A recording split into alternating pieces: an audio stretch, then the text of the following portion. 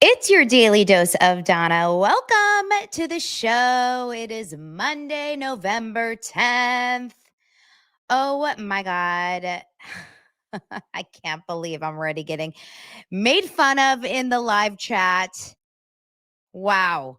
Of course I am. It's because what's a day on Daily Dose of Donna without getting trolled in the live chat by my best friends? I say that with love. If you're missing the live chat, you're really missing the show because the show is all about the live chat. Is there anyone here in the live chat who's here for the first time? That's what I want to know. I want to know who's here for the first time. Who is popping their cherry with Daily Dose of Donna today? That's what I want to know because you're about to get called out and maybe get a round of applause for this Monday, day of the week of the bar mitzvah. You guys, 5 days until the show, until the big show, until my son becomes a man. We'll see. We'll see if we get there, you guys. We'll see if we get there. I am repping Daily Dose of Donna in my hat. Well, that really just means that I didn't wash my hair today. Okay. I've had such a day already. It is such a Monday.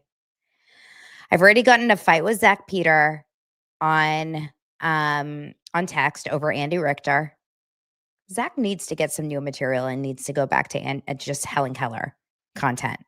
The fact that he is still upset about Andy Richter. I mean, poor Andy Richter catching strays from Zach Peter. What did Andy do to you? Andy is just knee padding it up. He's got bad knees and just dancing his heart out, dancing through life, as they say. Okay. He's just dancing through life, living his best life. He cried in his package. What have you done? I feel so bad for Andy getting hate from Zach Peter. It's just so sad. You know, soon Andy Richter is going to block Zach. How will Zach feel the day that Andy Richter blocks him is my question. How will you feel then? I love me some Andy Richter. And I am on the team on Dancing with the Stars where I want Andy to stay. And I think he will stay. I think we're going to have a very, very important day on Dancing with the Stars tomorrow. I think Andy's going to stay and Zach is going to cry. And it's going to be, that's how I feel. I think Andy's going to stay. And my guess is that Elaine is going to go. I think Elaine is going to go. And not because Elaine's a bad dancer. I think she's phenomenal. I just don't think she has the fandies. I think Andy has the fandies. Wake up if you're a fandy. I'm a fandy. You guys, when you watch Andy's Instagram, you immediately fall in love with him, okay? You immediately do. We all have a little bit of Andy in us. In fact, I think Zach Peter has a little bit of Andy in him, and that's probably why he's feeling very triggered. I've seen Zach dance. I think Zach Peter has a little bit of Andy in him. It's not fannies, it's fandies. I don't hate women because I love his partner, Emma Slater. Okay? Some would argue that maybe I hate men, and that's Elaine's partner, Emma's boyfriend, Alan. Now, let's look for a second at Andy's Instagram. He's so sweet. He says, currently a professional dancer. Currently a professional dancer, he says. Okay? Look how sweet he is. He's just trying to be nice. He's just trying to be, look at how funny when he walks into the rehearsals for the quarterfinals. This is all the producers that are on the show. All the producers are acting so panicked. He's like, I'm not going anywhere. And they're all so excited. I'm not playing the music because I don't want to get a copyright. Look, he's carrying all of Emma's bags. Come on, he has personality. They love him. That's the security guy. Lance, of course, knows all these guys. Team Andy everywhere. I mean, there's one random team Andy.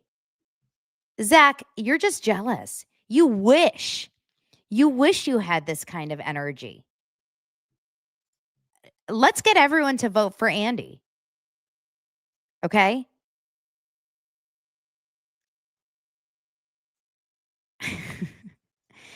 Come on. Love him. And he's dancing tomorrow. He's dancing with Caitlin Bristow. Caitlin Bristow is going to be dancing with him. So, Caitlin Bristow is obviously, this is the 20th anniversary, and tonight they're bringing back winners from previous seasons. So Caitlin Bristow is coming back and dancing with Andy. I don't know who everyone else is dancing with. I know Rumor Willis is dancing, I want to say, with Dylan. I can't remember who everyone else is dancing with, but I love Caitlin Bristow, so I think that will be very cute. Now, we have not done our beginning, our entrance to the show, our dance, our butterfly. Or butterfly, what is this butterfly? Don't start a butterfly effect. What is that? Don't worry. We're going to sprinkler our way in. Let's all sprinkler for Andy right now, okay? Everyone, get ready. It's your daily dose of Andy Richter Donna.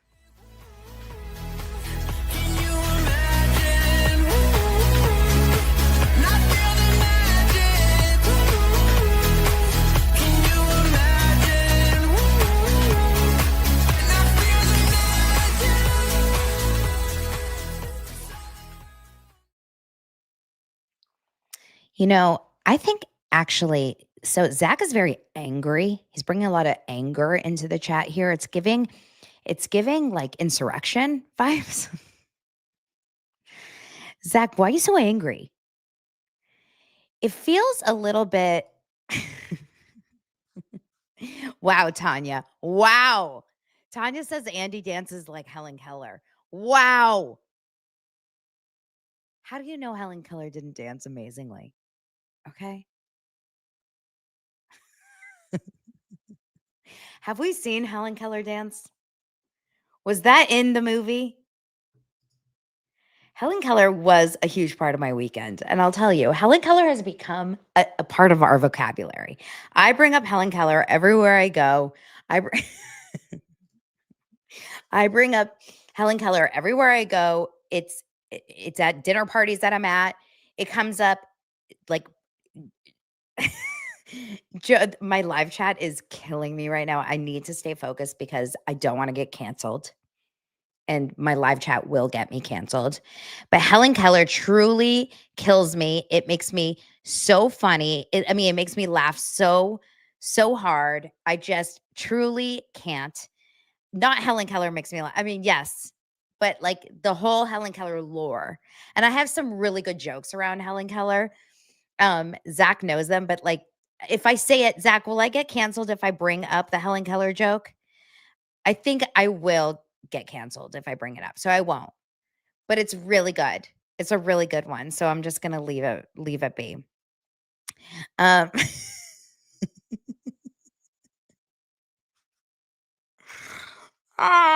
the volume up if you can't hear me.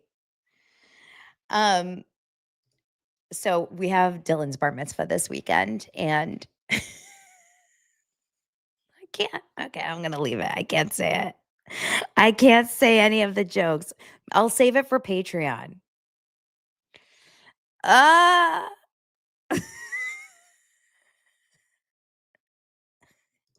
You can't turn up the volume because she can't see the volume button. You guys, this is awful. Awful. We're going to ruin the world tour. Which tour? Okay, stop. Stop it. Stop it, everyone.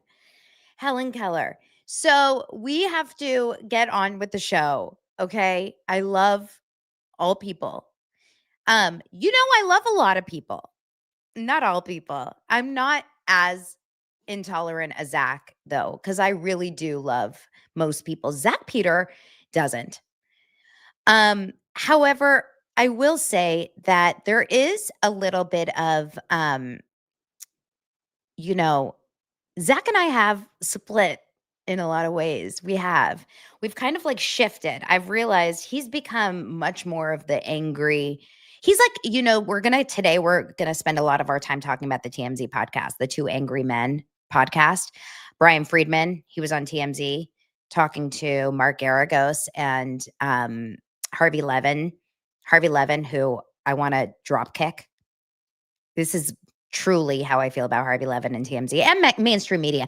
Today's episode is going to be focused a lot on mainstream media because there's like a whole BBC thing going on separately. And it just goes to show how mainstream media gets everything wrong. But anyway, I digress. Going back, Zach and I should do a podcast called Two Angry, well, I guess men and women, Two Angry People. But I'm not as angry as Zach. I think Zach is more angry, and then I am just angry inside. I rage bait, but I think Zach spent a lot of his weekend rage baiting because he was sending me a lot of angry Instagram reels and TikToks all weekend. And I was like, whoa. Why are you so rage baity? He was in rage bait land all weekend long. He's not mad at me. We get along well. I got rage baited a little when I saw a video about Carrot Top. Did you guys see Carrot Top recently? We need to talk about what's going on with Carrot Top. Now, Danielle Fishel, you'll be happy, all you Topanga fans, Zach. Danielle Fishel was on, she has that Pod Meets World, podcast. And I don't even know, is that still going on? Pod Meets World? Is that still a podcast? Is that old? I don't know. I think it's still happening, right? Now, Carrot Top was on their show. I have a feeling it's a long time ago. I don't think it's recent, but you guys tell me if it's old or not. But someone sent me this. Actually, my trainer sent me this. And I don't understand. This is truly one of the craziest things I've ever seen. Carrot Top, Vegas performer Carrot Top. Have you seen him recently? If you have seen him recently, you won't be surprised. If you haven't, just be aware. This is what's going on here. How many shows do you do a year here? 240. Yeah. My manager has a car payment, so I want to talk to you about your workshop. Do you keep all of your it's a sweatshop full of children that are Have you ever invented anything not for comedy? probably more than two. Guys. Okay. My trainer sent him to me. Natalie, shout out Natalie. She listens every day. She said someone told me he looks like she said it, not me. She said someone told me he looks like a shriveled avocado. And honestly,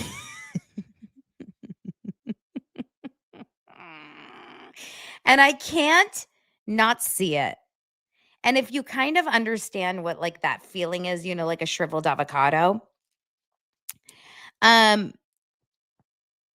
it's what I see too. Is it drugs? Is it alcohol? Is it all of the above? Is it living in Vegas for so many years? What is the deal? Carrot Top. Guys, it's time to use sunscreen, eat healthy, drink a lot of water, not so much alcohol. I don't know what the deal is there, but I thought carrots were supposed to be good for you. I thought carrots are good for you. So that's how I feel about that, which does remind me that something that is good for you is AG1, right? AG1 is good. And right now, a lot of you guys are traveling. We're coming up on Thanksgiving. There's a lot of crowded airports. I know you guys have all seen about the TSA lines, long lines at the TSA, long lines to get through the airports, lots of crowds, lots of sneezing and coughing right near me. Don't get me sick, okay? And there's a lot of strain on our systems. We need antioxidants, probiotics, functional mushrooms, all of those things. Plus, there's darkness, shorter days. It gets dark at 5 p.m. We need superfoods, B vitamins, steady energy without the crash. And that is all in AG1. AG1 is amazing for immune health. It is a perfect solution. It is a drink, a powder, obviously, that you can put into your drink. Millions of mornings have started with AG1, and people like you who recognize the value of investing in yourself and your well-being. And there's a latest formula which has different kinds of flavors. There's immune defense and vitamins and minerals, pre and probiotics, superfoods. It's the best. There's over 10 times healthy bacteria if you continue to use it within 3 months.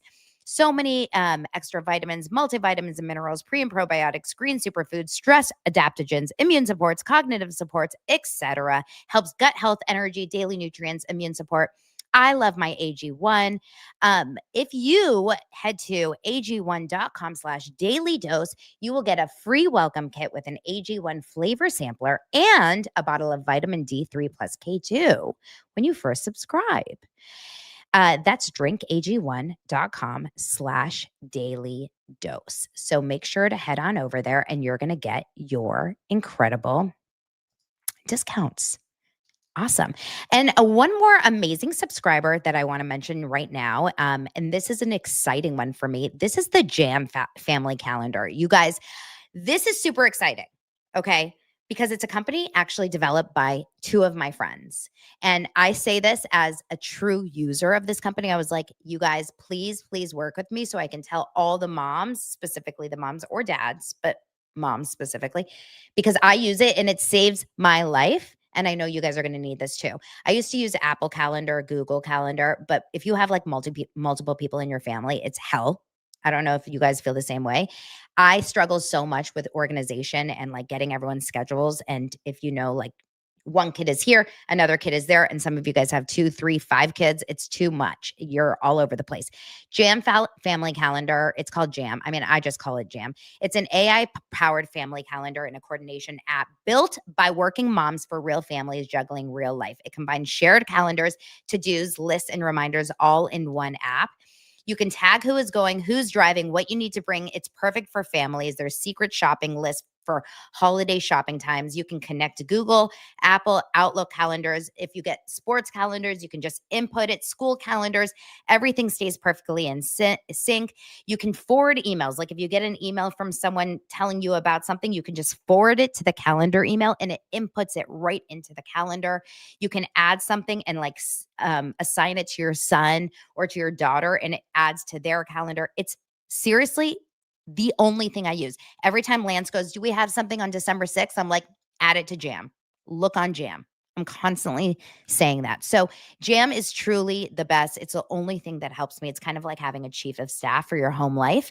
So go and check out Jam. It's truly the only thing. You guys can get a full free month to try Jam and 40% off with code DOSERS, DOSERS at jamfamilycalendar.com, jamfamilycalendar.com. It's your exclusive pre-Black Friday deal. You'll get 40% off your full price, but one full free month. So please try it out and let me know how you like it because it's honestly my two friends created it. These are two of my mom friends. I'm loving it. So check it out. Jam Family Calendar. And let me put it up right here. Thanks, Laura. Okay. Let's get into the show. It's truly the best. I'm not joking when I say that about Jam. I went to Vegas with these moms. They're amazing. I love them. All right, let's get into it. I want to talk about a couple stories before we get into TMZ, the TMZ of it all. First of all, we have to talk about where were you guys this weekend? Were you guys invited to Kris Jenner's birthday party? You weren't? Oh, was I? No, I wasn't either. Well, I will tell you who was. It was all the who's who's. All the who's who? All the who's who. Let me pull it up for you guys to watch. And I want you to see if you see something quite interesting in one of the pictures. What I did notice is that the comments are not having it. People are not happy right now with everything going on in the world and everything going on with like the government. Obviously, I think the shutdown is pretty much over now as of today, but people are not happy with seeing all these elite rich people parting it up right now. People are feeling like there's a big discrepancy of the rich and the rich and the rich versus people not being able to afford their groceries. I get it. It's kind of gross to see. But, you know, these richies are not going to stop partying. They're not going to stop partying and doing what they're doing. So, of course, we have our best friends, Harry and Meghan. Then we have Oprah. Now, Oprah is looking wild. I'm not going to lie. She looks wild. She's 10 pounds. Obviously, she's on Ozempic. She is truly the skinniest I've ever seen her. Right?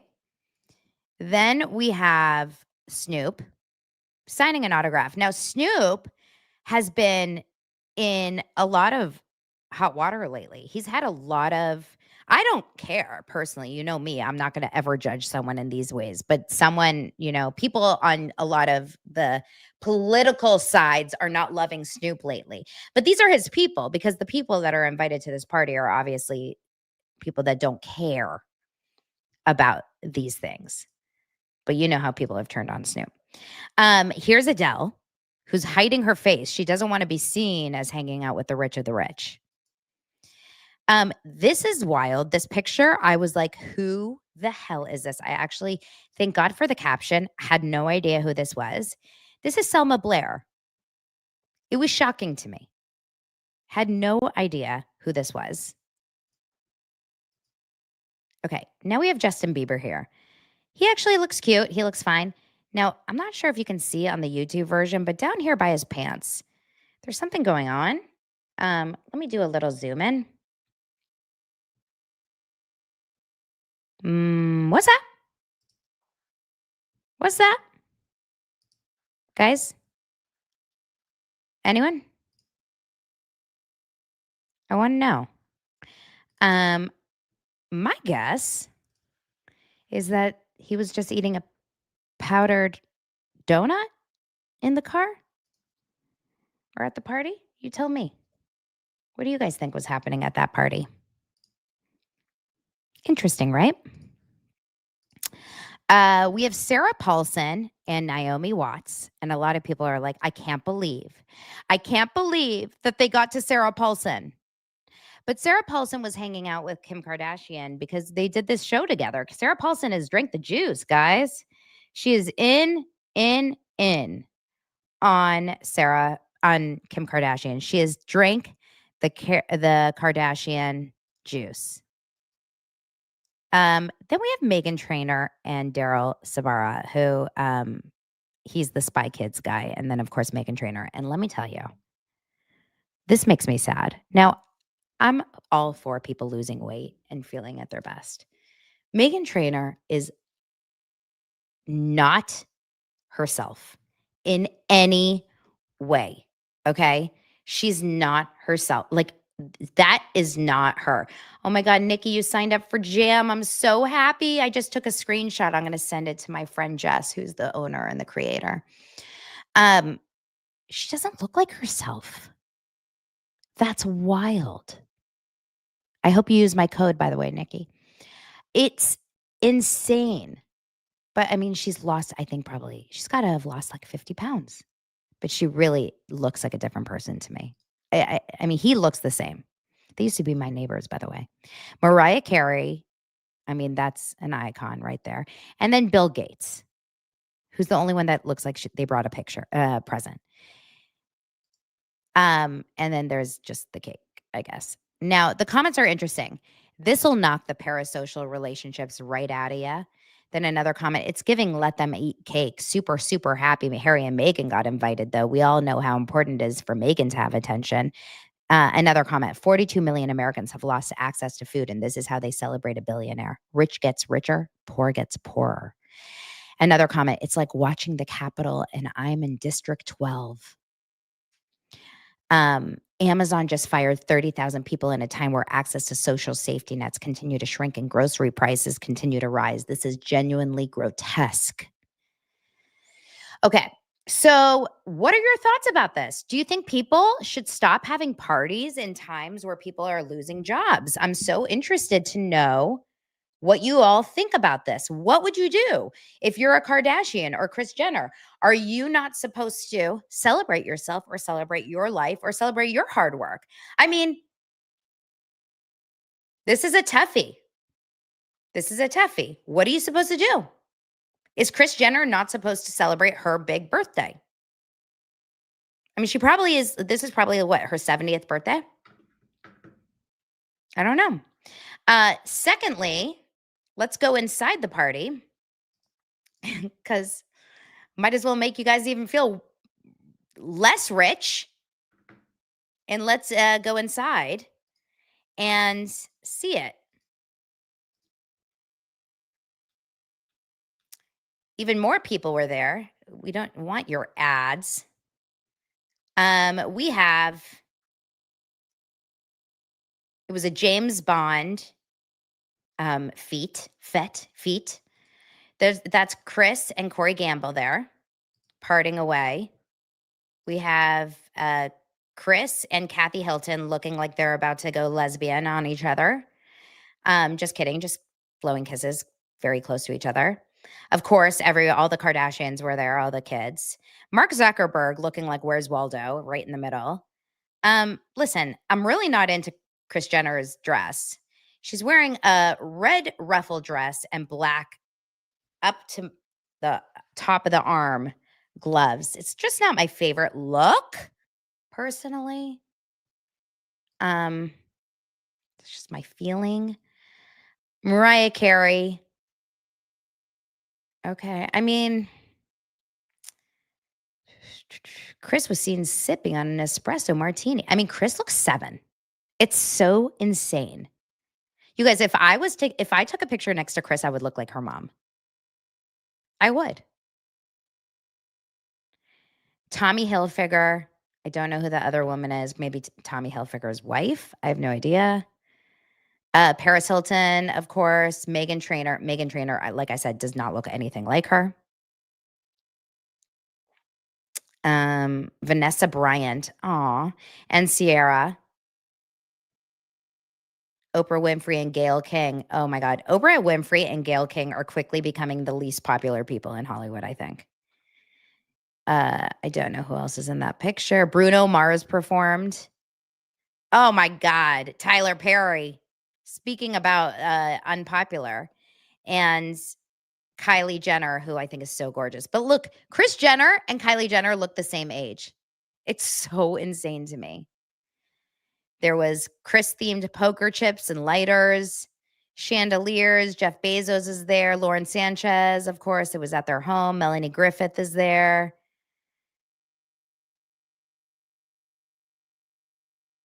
I mean, it's all of the who's who's. And every plastic surgeon sponsored this party. So there you go.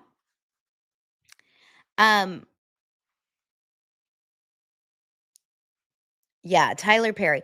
I'm grossed out by Tyler Perry. I feel bad for Tyler Perry, the guy who sued or like accused Tyler Perry of all of that horrible stuff is probably like, what the fuck? Like everyone just like let him off the hook.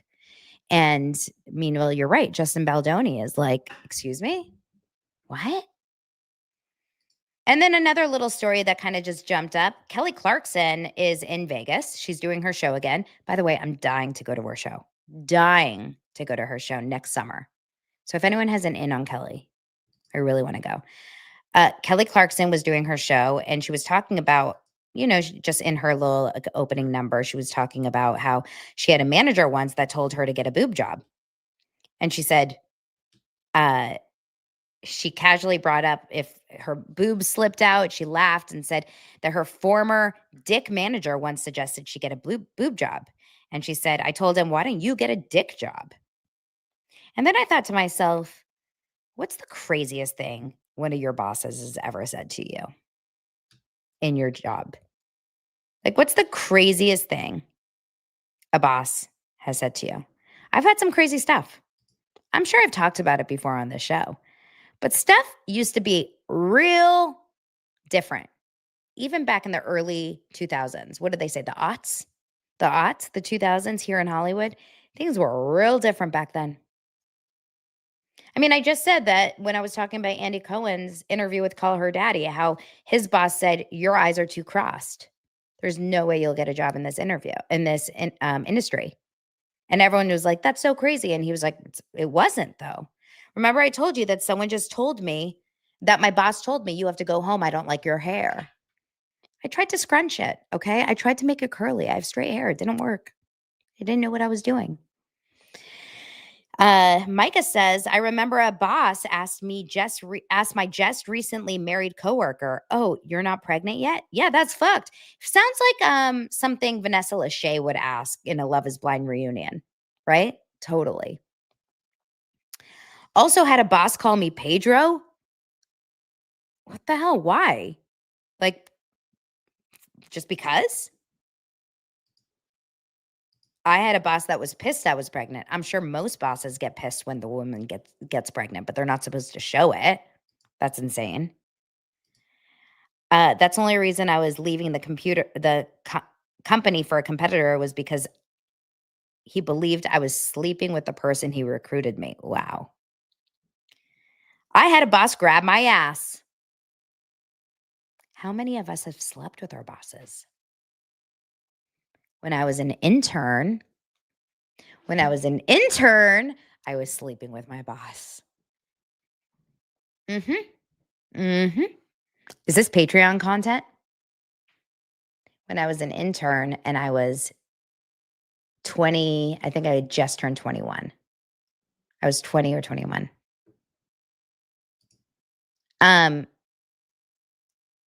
Told me to put my hands above my head to breathe better and proceeded to stare at my chest. What? Sharvable, what? I had a boss come up to me and whisper in my ear, you look really good in that shirt. Oh my God. So they're all just like disgusting. He called you Pedro just because I don't look white and fit their stereotype. Oh, Micah.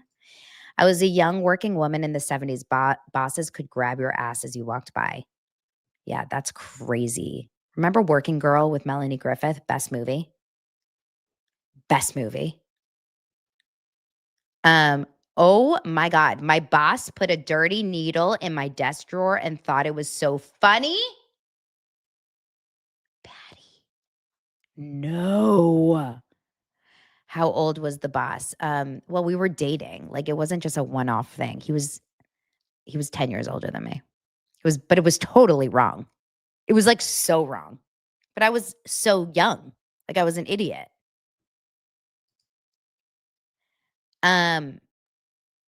A boss told me to work for free as a publicist for a gym brand because I could benefit from it. Oh, that's so mean. Oh my God, you guys. The stories could just would ask me what color underwear I was wearing and thought this was normal man behavior. Olivia, no.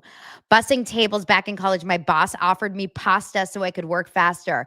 The pasta that was on Justin Bieber's pants? Stop. Okay, the stories are going to continue, you guys. We have to stop. That's crazy. How many of you guys married your bosses? Susie married her boss. I can't. This is crazy. I just finished Ask Not, by Maureen Callahan. She's going to come on my show.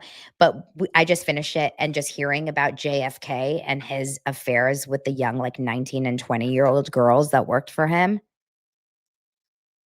I can't. It makes me sick. Really sick.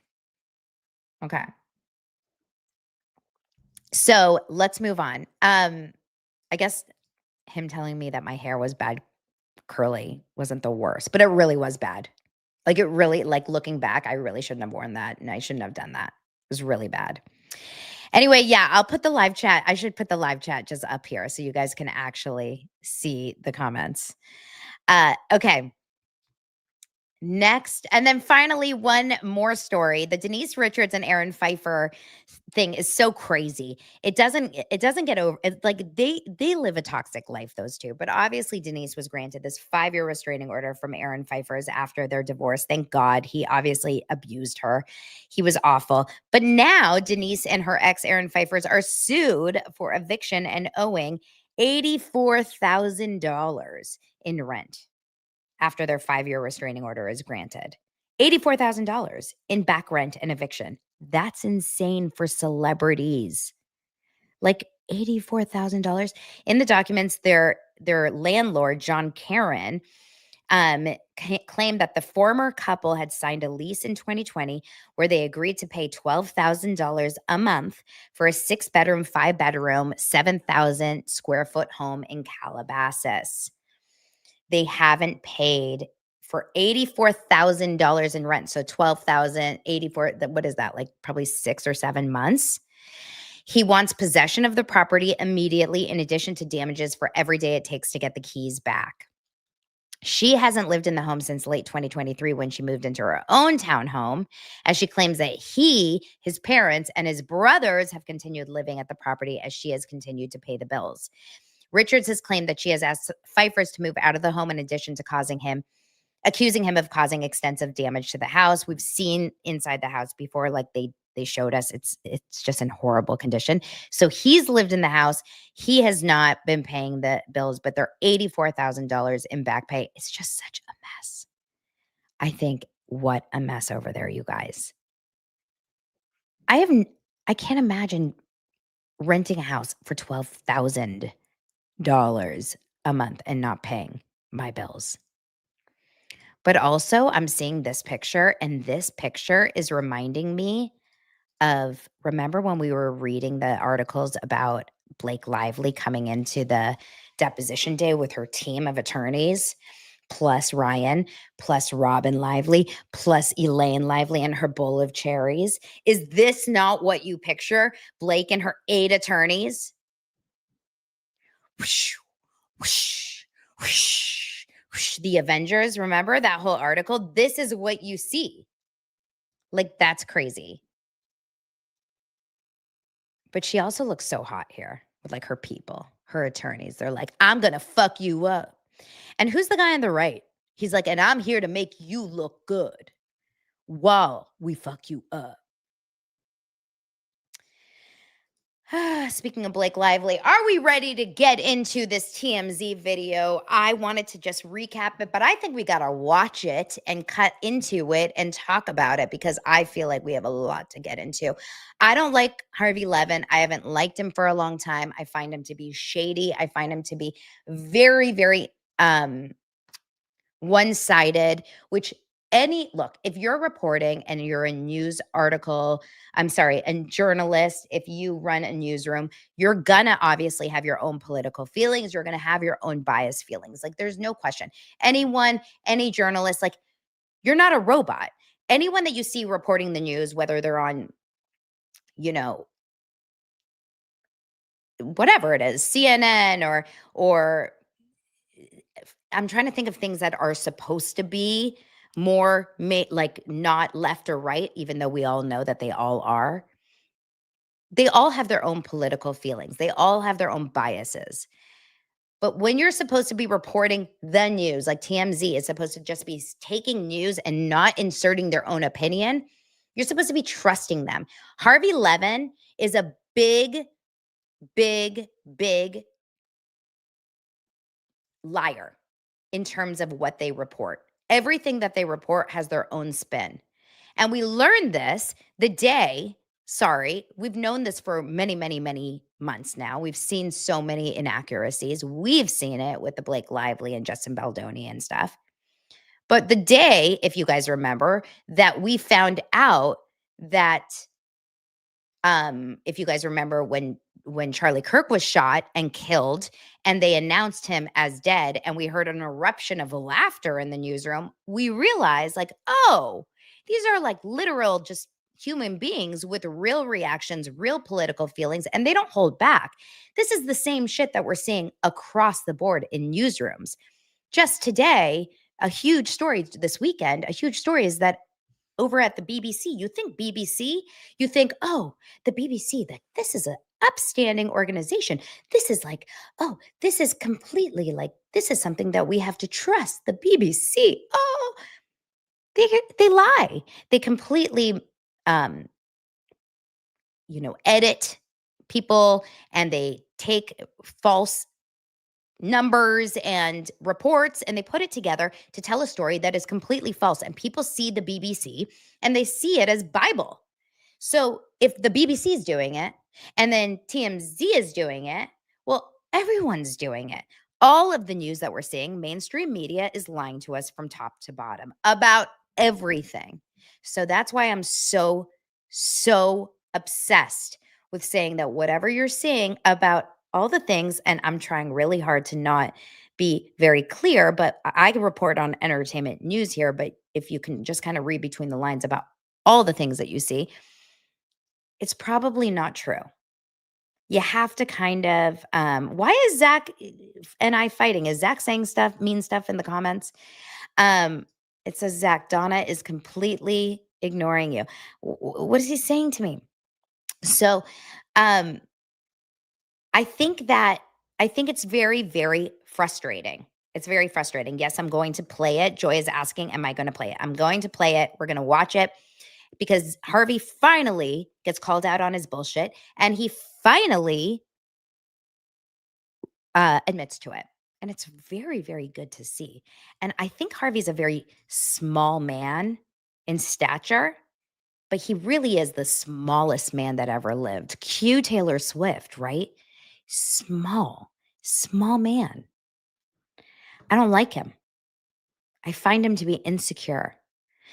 Before we get into that, as your blood pressure is going to raise, talking about this, I just want to remind you guys that it's really important in these stressful times to consider to talk to someone when you're feeling stressed out. For example, if you watch Zach Peters' show and he gets Zactivated about someone like Andy Richter, and you want to just, take your hand and just punch the wall or punch the TV or punch the computer because Zach Peters is making you mad, just remember, telehealth has made mental health care more convenient and accessible for millions of people. However, critical challenges like finding a suitable therapist, scheduling appointments, and the expensive out-of-pocket costs still keep many from getting the health care that they need. So Rula is on a mission to make high-quality mental health care from licensed professionals easy and affordable for everyone. Rula has got you covered. Even you, Zach. They take most major insurance plans, and the average copay is only $15 per session. You can now get the quality care you need when you need it at a price you can afford. Go to rula.com/daily dose to get started today. That's RULA.com/daily dose for convenient therapy that's also covered by insurance. The first step on your journey to mental well-being is easy. Rula starts by asking you a few questions about what's important to you and then provides a list of licensed in-network providers who match your preferences. You can schedule your preferred time and meet with your therapist as soon as the next day. So please support our show and tell them our show sent you. Go to RULA.com/daily dose and take the first step towards better mental health care today. I already feel better just talking about it. All right, let's get into the episode. Over the weekend, this was a phenomenal watch and listen, and we're going to watch it together. It's called What's Really Going On with Blake Lively versus Justin Baldoni.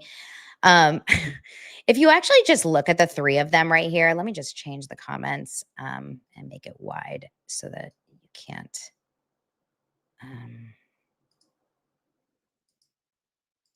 I hope that doesn't you guys can still see. Look at these three guys. Okay. This is so funny. You have Harvey Levin that looks like he hasn't slept in a month on the left. Okay. Bryan Freedman, who looks like he hasn't slept in a month in the middle. And then Mark Garagos, who looks like he's like, how'd I get here on the right? This is the end result when you're an attorney. Okay. These are all attorneys. They are truly they have hard lives. This is not a job I would wish on anyone, these three. But Harvey Levin looks cracked out in this. He doesn't look good. All right, let's get into it. Right? I did. Ben, but we got 3 today. We not only have 3 for angry the men, price of 2. And isn't Bryan the OG? Wasn't the first guy on the 2 Angry Men? Bryan was the business, and that doesn't even get into the damages she said she suffered for what she claims is sexual harassment on the set. So, Bryan, I'm just so curious how you received the latest filing from Blake Lively that the smear campaign cost her that kind of dough. Well, since there was, we obviously have detailed pretty well that we don't believe there was a smear campaign. We're not surprised at anything we see in this case. It's been quite a whirlwind of a case. But we're pretty happy with what the evidence has shown so far, and we feel good about trial. We feel excited about going to trial. And I always talk about in every case, sometimes you want somebody to want an outrageous amount of money. Sometimes that's a good thing, not a bad thing. I have a question, and I have not, just even though in full disclosure, you and I are very close. I haven't talked to you about this, but I have a sneaking suspicion. There's been a lot of reporting, and I know this may surprise you, Bryan, but I don't think accurate reporting, that there was a deadline that was missed. Are you able to talk about that? Because I have a theory on what really happened. Well, we should just say this involves the dismissal of Justin Baldoni's countersuit. Sure. There were no deadlines that were missed. Okay, so this goes into this whole report that happened last week.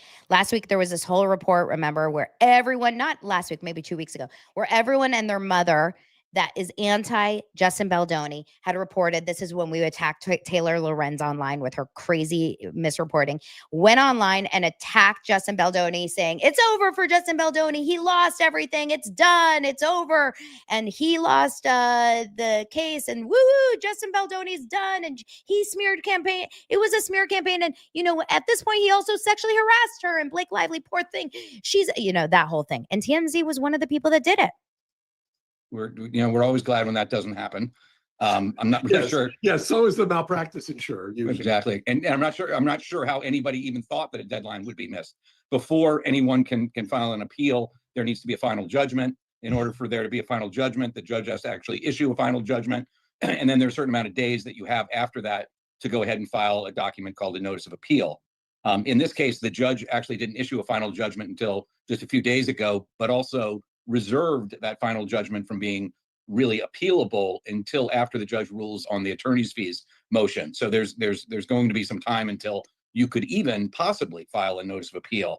And people talk all the time about, well, why didn't they amend again? Why didn't they file a new complaint or an amended complaint? And if you're familiar with standards of appeal, sometimes you don't do that because you have a better chance of winning on appeal based on a dismissal of the first complaint rather than a subsequent complaint that you might amend. So let me translate do you intend to appeal? I think that we intend to take a look. Timing is everything, right? I mean, look at Mark. And I find this interesting, this part, because he says, do you intend to appeal? And Bryan Freedman is careful with his words here. If you remember a couple months ago, he said, like, we're going to appeal and we're going to do this. This was on Megyn Kelly, I think, a couple months ago. He said, we're going to come back and we're going to appeal and we're going to do this. And we were all ready for the appeal. We were waiting. We were waiting until 10 p.m. or 9 p.m. Pacific time that night. I was like looking at the docket on my, I don't know what my hand is. Like on my palm, I was waiting for the docket. Like on my computer, I was waiting for the appeal and it never came. And we were disappointed in Bryan Freedman and Justin Baldoni's team. If you guys remember this, I was disappointed. I was like, I feel like he lied to us. So I think it's very fascinating that Bryan Freedman here is like, not really sure. We're waiting. We're not really sure what we're going to do. It kind of depends on how this case goes. And I like that he's being honest about that. At Mark's grandchildren now. I mean, timing is everything. Do you intend to appeal? Well, where will we be when the time for appeal comes? Right? I expect that where we'll be when the time for appeal comes is we will be victorious after we win at trial. And then, the clients will make a decision about whether to appeal or not. If you were to ask the question today, they may have a different answer than they have then. And it just, it just depends really where their headspace is at that time. I will tell you this, the case has always been about, was there sexual harassment? Case has always been about, was there a smear campaign? That's really as simple as it is. And so, trial will tell. A jury will make that determination factually, and we feel really confident that we're going to get the right answers to both those questions. And by the way, Bryan and Harvey, the idea that was put out there, and I know what that is. Talk about spin.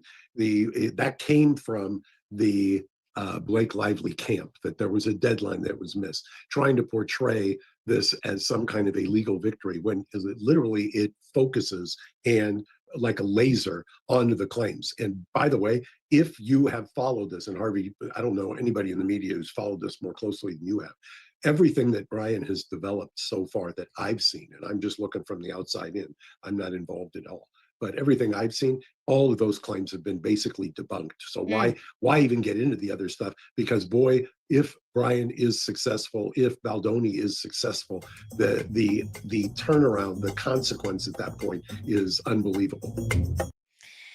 Oh my God, look at Harvey Levin in that picture. He's like a different person. So it's interesting. He's basically saying that most things have been debunked at this point. It's so crazy, you guys. We all know in our hearts and in our eyes and in our ears, even Helen Keller can see that Blake Lively has nothing. She's not proven shit. Okay? Everyone can see that. They all know this.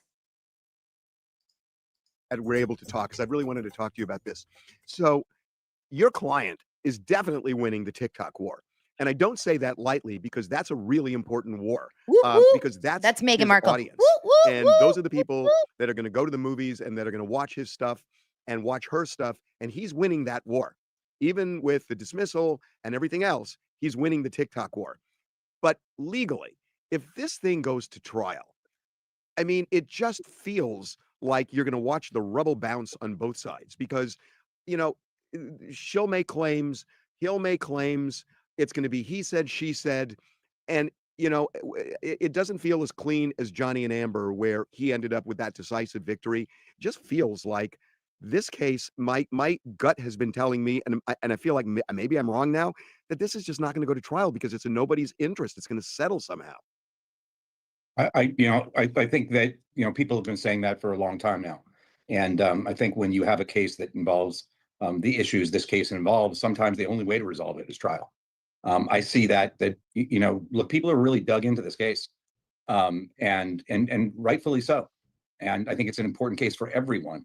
It's an important case, frankly, for society in an unusual way. But I think the case does go to trial. I think the case has to go to trial. I think that it has to go to verdict.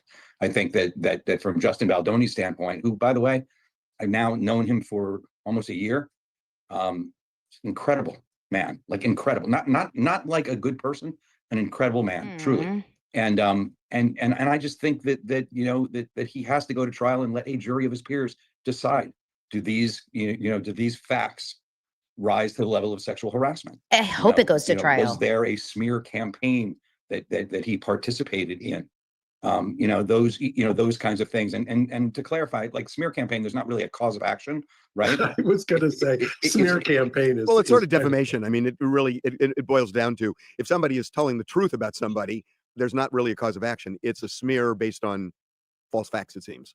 Well, yeah, you'd have to narrowly get into the issues of those things. You'd also narrowly have to get into the issues of retaliation, right? And was there retaliation, and what was the retaliation, and what was the temporal proximity and things like that give rise to it.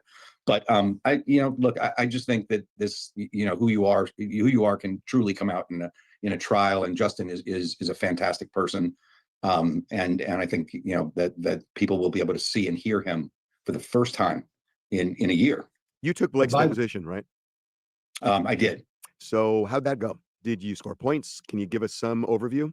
I don't think I'm allowed to talk about that. But what about broadly? Are you satisfied? Okay, so he's asking, did you take Blake's deposition? Number one, I think it's really interesting that he's like, we think that people should hear from Justin.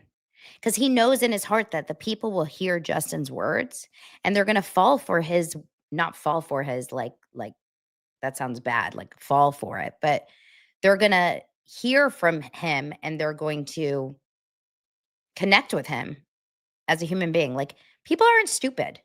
We can read as human beings. You don't have to be a sociology major or a psychology major or a human studies major or whatever.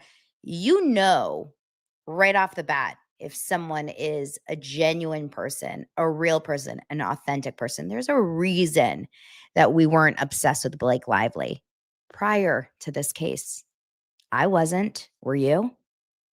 So now they're asking about the deposition. How was it? Satisfied that what you got out of that deposition could torpedo her claim of sexual harassment? I mean, I think broadly, I can just say this, that I'm really, really looking forward to the trial. It's been a long time coming. There's been a lot of noise about the case. Some of the most difficult parts, I think, about hearing about the case in the media has been mainstream media and how mainstream media has treated the case. And if you look at it, and you really kind of zero in on it, you know, there are a lot of reasons why mainstream media has taken this case and twisted the words and misrepresented what's really been going on in the case. And it's done that in part because there are, you know, big time, powerful, important relationships with certain people and certain media, you know, that's owned by, you know, very few people. This is where it gets into what we've talked about, the importance of Ryan and Blake. Blake, not so much. Ryan in Hollywood is still so essential to this case because Ryan is so damn connected still that people are so scared to say the wrong thing. And it's not so much Ryan, it's who Ryan is connected to. It's the WME connection. It's all of his business partners. This is the wild part of this case. In this town. And that's why when you talk about the TikTok people, they're not really my people. They're, you know, they're your people. They're everyone's people. They're the people, right? They're the jurors. And by the way, you just hit exactly what I was going to say. I'm sitting here hours from when a mayoral candidate did what, if you had predicted this 8 or 9 months ago, would have been unthinkable, where this city also, the jury did in the Diddy case something that people thought was unthinkable. And by the way, the canary in the coal mine in both of those cases, both of those instances or phenomena happen to be what you've characterized, Harvey, as the TikTok kind of the finger on the pulse. I'll characterize it as, I think, or Bryan has called it mainstream. I just call it legacy. I just think the absolute gulf between mainstream legacy and what's really happening has never been shown more clearly than what's been going on in New York in the last 8 months. But Bryan, I'm interested in what you said, that you think mainstream media, it sounds like what you're saying is they haven't given Baldoni a fair shake. From my seat, it feels to me like, I mean, I certainly know on our side, Blake is taking lots of lumps. Yeah, I haven't seen that. I really haven't seen that. What There I've you go. seen is things misconstrued, you know, for example, on TMZ itself. You Pay attention to this. This is when he actually says on mainstream media. So for some reason, Harvey Levin is like living in an alternate reality in this moment. He, in some way, is like, I don't know what you're talking about. Blake is taking lots of lumps. Number one, that's so gross. Like, what the hell is lumps? He means Blake is taking lots of like hits in the media. Okay, Blake is taking lots of hits by us, by me, by Elsie, by Andy, by Lauren Knighty, by Zach, by the TikTokers. Blake ain't taking a lot of hits by this one, by him. Let's hear what Bryan Freedman has to say. And just remember, he just said, by TMZ. TMZ is not reporting this fairly. you saw it on TMZ. You know, they said that deadlines were blown, and Justin has walked away from Look at Mark. the appeal. He's walked away from his case. He's fine with the fact that the case was dismissed. That was on TMZ. Yeah, that was not true. We messed that up. I agree with you. But that wasn't look, we're not going to say something that we know is not true because it's ultimately going to get corrected. We messed that up. Well, Bull. you're definitely not going to say that you knew that it was untrue and said it. That's for sure. There's Brian. There's Brian.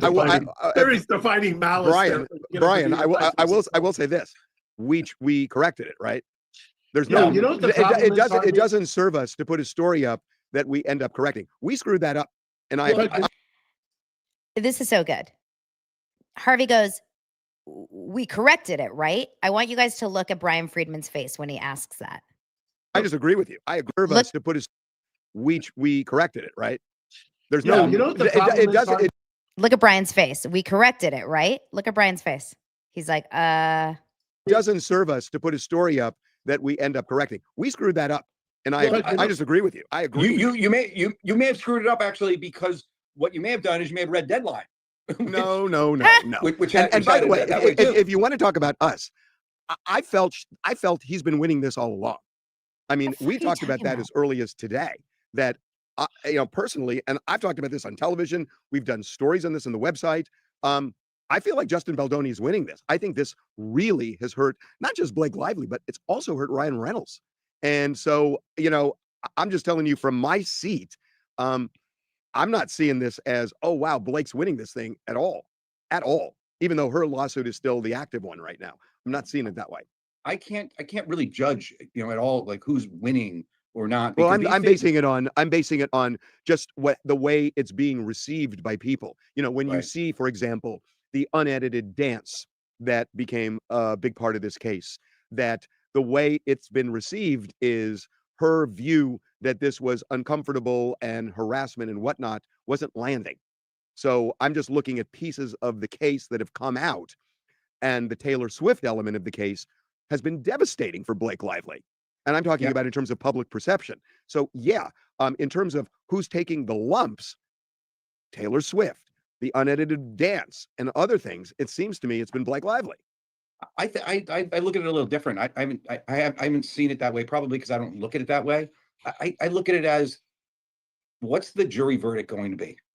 That's what matters. It's really ultimately what matters to Justin Baldoni as to whether he's going to be able to work again. It matters, as to Jamie Heath. It matters, as to Melissa Nathan. It matters as to Jen Abel. It matters as to all of the people that have been sued in the case. And I think that when we talk about, Harvey, in 6 months from now, we won't talk about lumps, or we won't talk about who's winning or who's losing. We'll have a verdict. And it's funny you say that, because remember, the run up, we only have collectively as a society a very short memory, but remember the run up to Johnny Depp.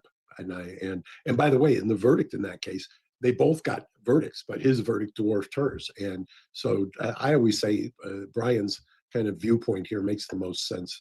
If you're a trial lawyer, one of the complaints I always have is that trials have now become kind of ESPN-like in terms of who's winning first quarter, second quarter, third quarter. What do you got to do in the fourth quarter? It's ultimately, as a trial lawyer, it's what happens in the end. Can I just throw something at you, Brian? We talked about this today on the show. I have a feeling you're going to disagree with me on this, but really quickly before we move into that next section, it's really interesting. It's like, Brian, number one, they're friends. These are all guys that are friends. So obviously they're not actually fighting or anything. Brian's calling it like he sees it. I find it all fascinating how, to me, I look at it as,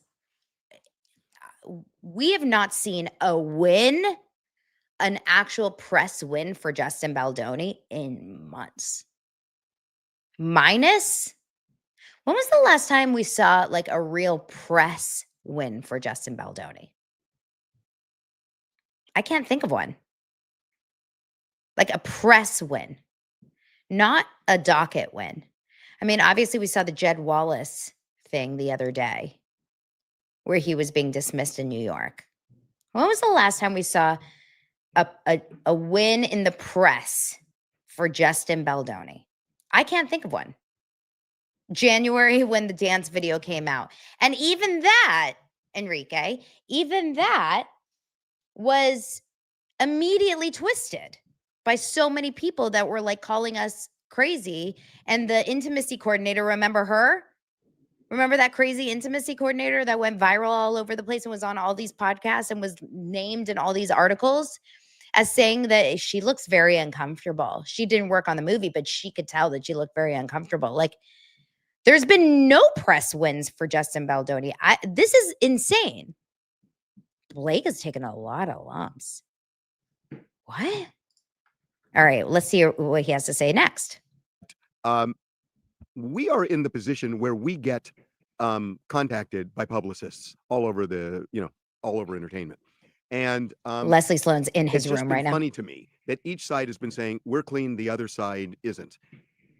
Both sides have been doing this stuff. And I know it because I've been the recipient of those phone calls, among other people in my office. And what occurred to me today when I read that Blake Lively was saying she's incurred $161 million in damages because of a smear campaign, that there's a principle in the law called unclean hands, that if you claim somebody else did you dirty, but you did them dirty the same way, a pox on both their houses.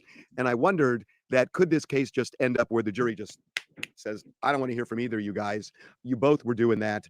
Case to, you end up getting the verdict because the jury just doesn't want to give money to anybody because both people were playing the game. Yeah, I'm not sure how that relates to this case. I can talk generally as I understand what a publicist does, right? I think publicists call, reporters and news outlets all the time to make sure their story is correct or to make sure that their client's side of the story is heard. I mean, I think that's kind of normal operating procedure. I think it's rarely the case where a publicist would call up and say something that was completely untrue. Even more rare, right? Even more rare, Harvey, would be when a publicist would call up something that was completely untrue and the reporter would say, okay, great. Let me write that down and let me just put that there you on go. the air right away. I mean, every single news outlet that I know does their own homework, does their own research in any situation. I don't think that trust, while it's an important factor, it's not the level face. or the duty, or the line in which you draw. You would go around, you'd make calls and make sure that things are correct of whatever you're hearing.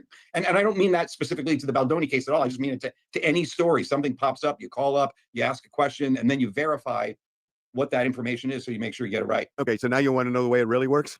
Sure. They spin more than a dreidel, number one, that they are not just giving you facts. They are calling you with a spin that they want to put on for their client, and they feel that's their job. So we get this. I mean, I've got literally thousands of calls from most every publicist, and every publicist can take a set of facts and shade it or change it, and they do it all the time. And what let me just give you this. And Sure. What they'll do cleverly is they'll say, we have sources directly connected to, and they and listen, we've gotten things where we wouldn't put it up, but it ends up somewhere that they know they can get it somewhere, and they choose, in ranking order where they want to go, but they know they can get it out. And once they get it out somewhere, it just gets picked up.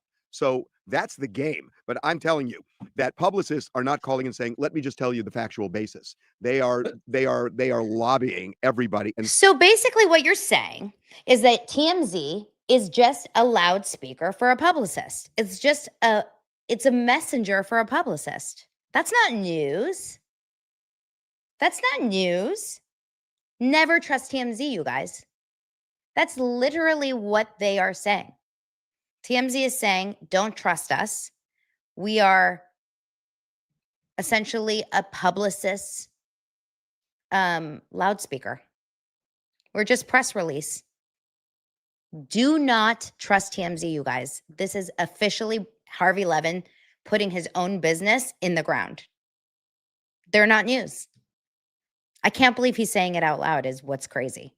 Like, it's one thing if he said publicists call us all the time with this and we don't print it. Publicists constantly call it, because we obviously know that the job of a publicist is to call and spin things for their clients. Duh, that's what a publicist does. That's not shocking by any means. What's shocking is that he's saying that that's what they do and we print it.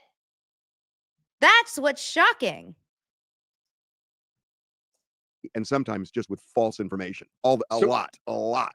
So let me ask you a question. Since you know that to be true, when a publicist calls you up, you're not just going to take what they say and say, okay, this is true, I'm going to put it up the way they are. You're going to go out and try to verify the story. Yeah, Don't you know that? but they can listen. And sometimes I'm not saying they always do things that are unverifiable. That's not true. And sometimes what they tell you is from their side, and they'll make an allegation that really hurts the other side, but they can get it out there. Now, if you're a news outlet and they make that kind of allegation and you call the other side and they just don't want to comment or whatever, and a lot, and it has to be case by case, but those things get out. And whether they get out by us or somebody else, they get out.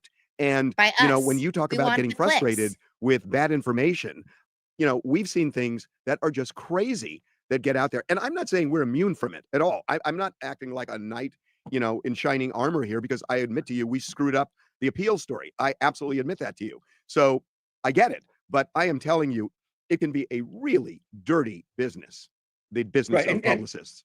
Right. I understand that. But if that's the case, and reputable outlets, whether it be TMZ, whether it be Deadline, whether it be any other publication, they would know that that's what happens, and they would want to make sure before they put out their own story that story is truthful and accurate, or as accurate as it can be. And you want to know the truth, and this is the dirty little secret. Yeah, you're right, but guess what they're looking for? They're looking for content. Because if you don't put content up, you don't have a business. So then the question becomes, There you go. when is the content verifiable? And it depends on the outlet, and even within the outlet, the people who are working on a story, on what happens with that. And there are some outlets that play much faster and looser than others. And in our climate, you get something up somewhere and it gets picked up everywhere. So they know that game. And that's the way it works. And yeah, maybe they'd prefer it to be, say, on TMZ than, I don't know, another place that they're thinking of. But if we won't do it, they'll go to the next place and the next place, and they'll eventually get it up somewhere. And we see this all the time, Brian. Well, let me ask you a question. How did you get the story wrong about the appeal? Well, I'm not going to throw anybody under the bus in my office. So I don't want names. I just assume somebody called. I'm gonna. Well, I'm no, gonna I know. And here's the thing. I think it was analyzed wrong. I think it was just analyzed wrong. I don't know all the specifics, but I know kind of how this thing worked. And when I got involved in this thing, it became apparent that our story was wrong. And what my goal was at that point was, got to make a correction if we're wrong, and tell me if we're wrong, and let's figure it out.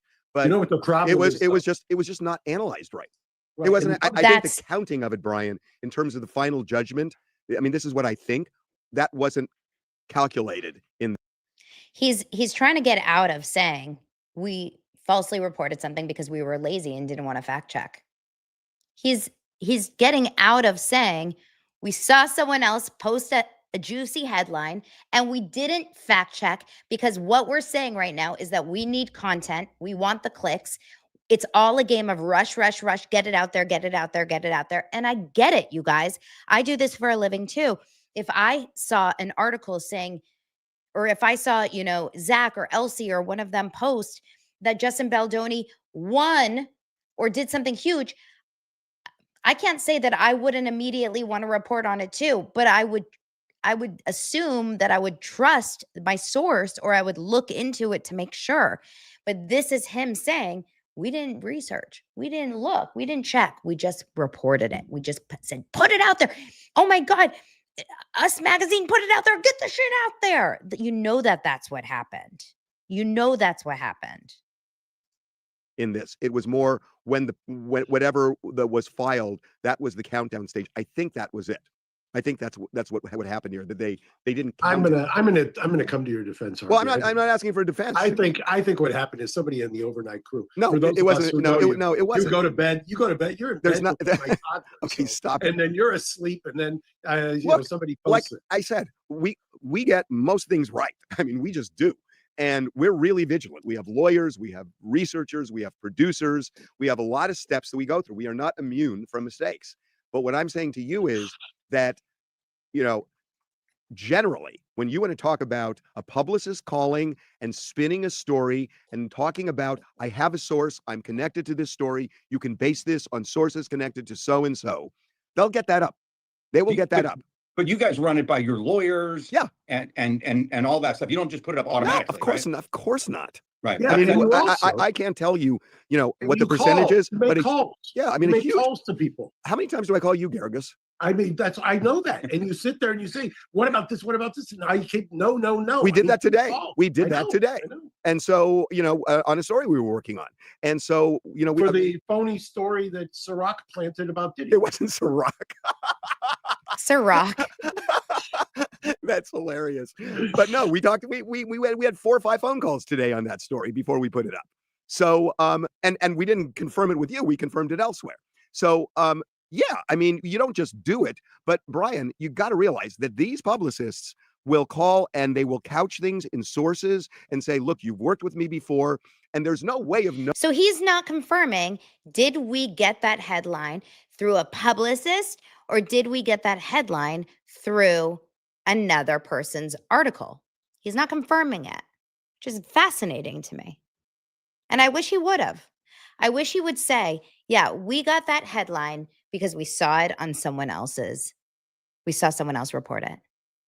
Or we got a publicist calling us with that news.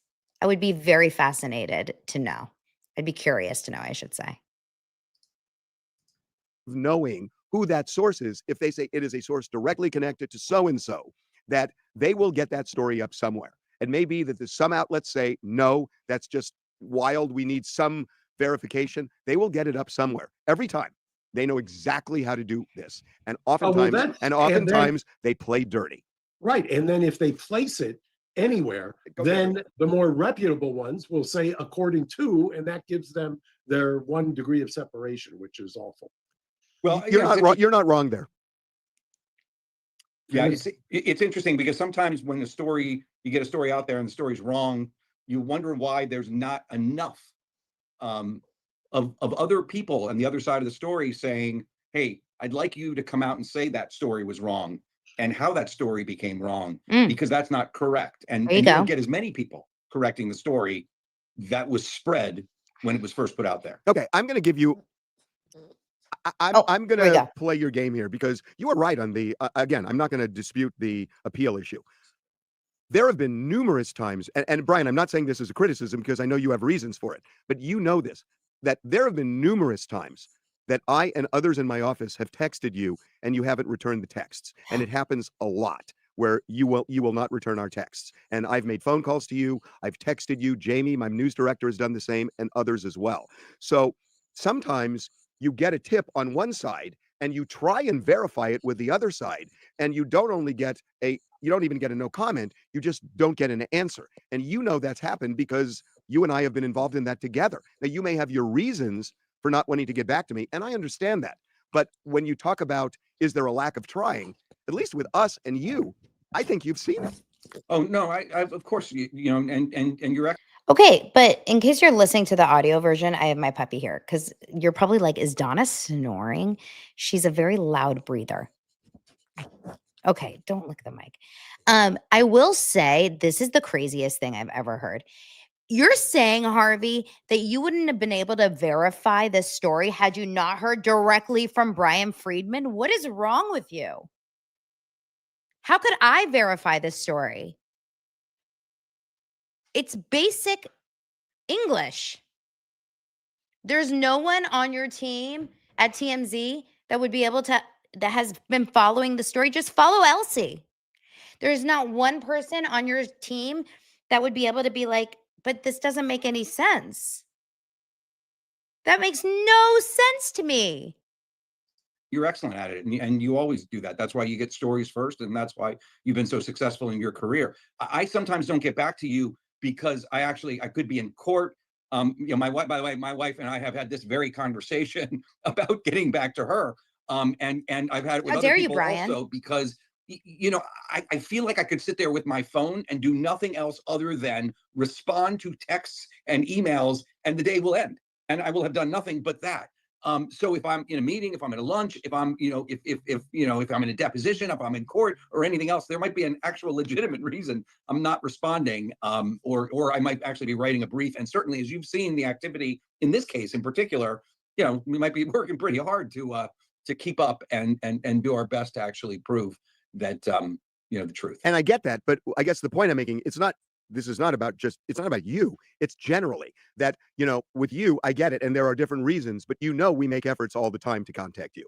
And Right. and the interesting thing to me, and this is the thing we laugh about in my office, that when there is a crisis sometimes where a publicist is representing a client, where we have a story that we really need a reaction to, they run for the hills, that they literally turn off their publicists, turn off their phones, will not respond to emails, will not respond to texts, and they think by closing their eyes, that's the solution. So when they're needed the most, and this happens, Brian, I'm telling you all the time, that when they're needed the most, they go radio silent on you.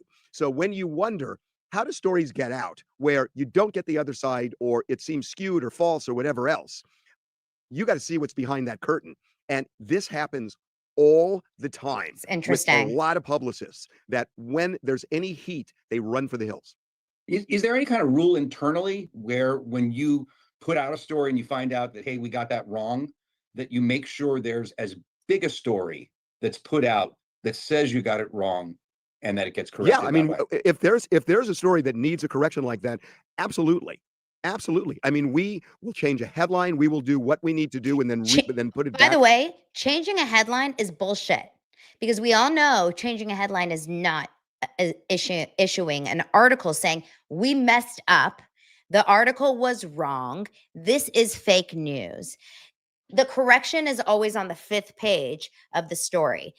I can't tell you how damaging mainstream media has been to large groups of people in the last couple of years. Huge groups of people, individuals who have been smeared, whose lives have been ruined by fake news and fake headlines. It's absolutely a real problem. And I think there's been less checks and balances in journalism and in media and in mainstream media in the last few years. I don't know how things are just getting by. New York Times is a huge problem in so many ways, you guys. The New York Times is the biggest problem when it comes to a mass legacy media. It used to have journalistic integrity, the New York Times. And now all of a sudden, everything that the New York Times publishes is like the craziest. I don't know how it gets through. So you would think it gets through like 10 people before they print it. Fake news, like true lies. It's insane. Back toward the top of the website, when that happens. But a lot of times it never happens. See, a lot of times they just let it lie, and they will not even call you. They may grouse about it. Maybe a publicist grouses about it to you, but they've never gotten back to the media outlet that they have the gripe with, because they don't want to deal with it. I mean, it's weird. You don't have to go to college to be a publicist. You don't have to get training to be a publicist. You just Well, that says a lot. You don't have anybody looking over your shoulder. That's for sure. Yeah, and it's crazy that the way they run for the hills when there's a problem is just remarkable. What about you, And Harvey? It is a remarkable thing. And if the clients knew that the publicists were doing this, I can't imagine that they would keep them on retainer. Blaming But it everyone happens himself. so much. So I But, don't know if having represented a lot of news outlets in my day, right? I also think that whether or not you get a hold of the publicist or not, you still have a responsibility to try and verify the story as being Exactly. accurate and correct.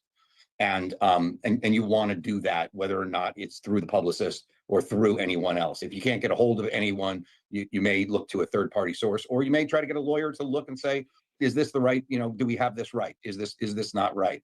I mean, I do think there's other ways to verify it. You want to make sure that you try your best to do it. And Harvey, I do know that you do reach out and you do that, and you do it yourself, which is actually amazing. One time I thought there were 4 of you. Listen, the mantra in my newsroom is side doors. Is that, yeah, you go directly to get. I'll give you an example. And it's a funny story. We got an email from I'm just going to give you an example of a side door. There was a case this week where this farmer was in a bar in Florida, and he was getting drunk with these 3 guys. All right. And he The was saying story he is was- almost over. The police didn't get back. These side doors use these side Robo Bank. Rabobank. Yeah. Well, you won't be surprised. I was gonna you come. Anyway, listen, Brian, thanks for hopping on. We so appreciate it. We love having you on. Yeah, no, Brian, you're the best. both you guys are fantastic, and I love the podcast. So I'm going to try to be. Okay. So obviously it was a frustrating listen, but also an important listen. And I think what the takeaway from all of this should be is that at the end of the day, we have no choice but to do our own research. It's funny. I had a friend a few years ago. His tagline used to always be, do your own damn research. Like, you cannot trust what you're being told. Luckily, we have access to the docket. We can read our own documents. You can take them and pull them into Grok or ChatGPT and like read them for yourself. You can be your own attorney in this case if you're that interested. You cannot trust what the media tells you. You can't even trust sometimes what we tell you, because we can read things wrong and change your opinions of everything. But you absolutely cannot trust what the media tells you. You can't trust what the news headlines say. And it's not just on this case. It's really on everything you see. It's on world news, it's on politics, it's on entertainment news, and it's on truly anything from top to bottom. Fred, thank you so much. Truth-seeking content creators like you call the main media out. They would never retract shit if it wasn't for you. Harvey is on Ryan's payroll. That is so kind of you for the super chat. Thank you so much. I think it's actually really a great time in the world that we have this ability and that we can share. It's also a scary time, Fred, I think, and for anyone else that it's cool, because I think it's very, very important that we as content creators are also held with a grain of salt too.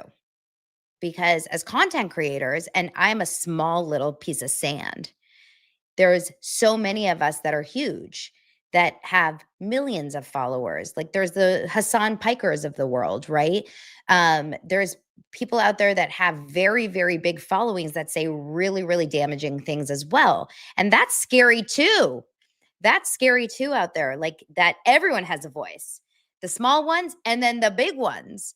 And I think it's like, it's a blessing and a curse that everyone has a voice and everyone can be a content creator and everyone can be taken as truth, because there's so many people out there that trust everything they hear and trust, like TikTok University, right? My 12-year-old who gets 45 minutes of TikTok a day, and it's restricted, but he still sees a lot of stuff that I probably wouldn't want him to see, comes to me and tells me things as truth. And I'm like, but that's not true. And he's like, it's true. And I'm like, but that's not true just because she says it or he says it. So it's really scary also how many people have voices. So you have to be like discerning. Is this true? And if you think it's true, are these your people? Are they good people? You know, it's like a lot. It's kind of overwhelming if you think about it. Yeah, it's a lot. It's a very, very scary time, but also cool, but also scary. It's scary how mainstream some bad voices are out there, you know? But we can only just hope that, you know, people are discerning to know who the right ones and the good ones are, and, you know, whatever, we don't fall into like scary times. But I talk about that more on my other podcast, not here. We keep things light and tight, right?